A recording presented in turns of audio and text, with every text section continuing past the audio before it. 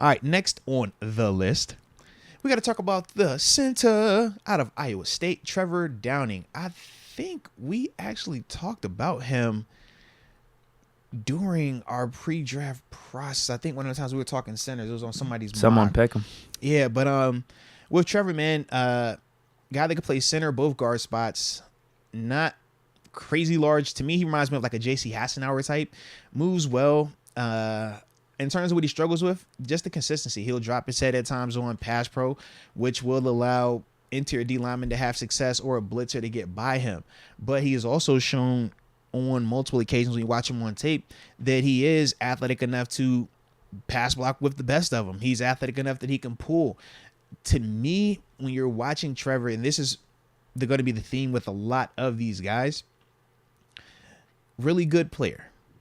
The consistency is going to be the difference, though. And when you're talking about making it to the NFL level, everybody that makes it to the NFL is a good player.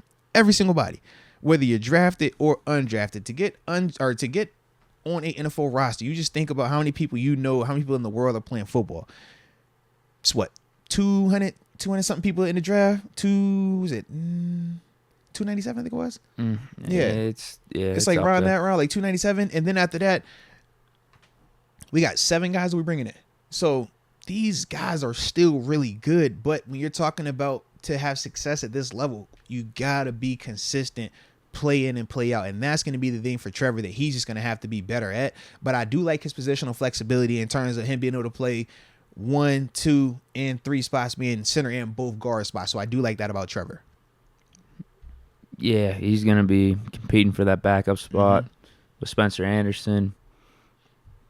Nothing wrong with it. I mean, we always bring in these undrafted guys, and he kind of fits what we're looking for in terms of just adding depth on the offense. Well, that's really it. You know, when they go and he's out got that versatility too. Yeah. There's nothing wrong with that. And to me, in terms of just where the depth chart is right now, he takes over the Kendrick Green thing in terms of being the last on that spot that can play multiple spots, because Kendrick is still one of the only guards that is still doing right, left, and center. We know with Dotson, he can do right, left, but he's not snapping.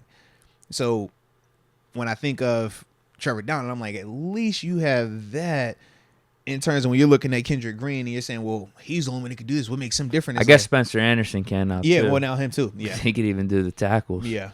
He was all over the line. He was. Yeah. Yeah, nothing wrong with picking up Downing. Nothing wrong with picking up any of these guys. They're undrafted free agents. That's what I'm saying. It's just taking flyers on guys, man. I like what I saw because all of these guys have flashed in some capacity. That's the other thing I want y'all to understand. All of these dudes have good tape.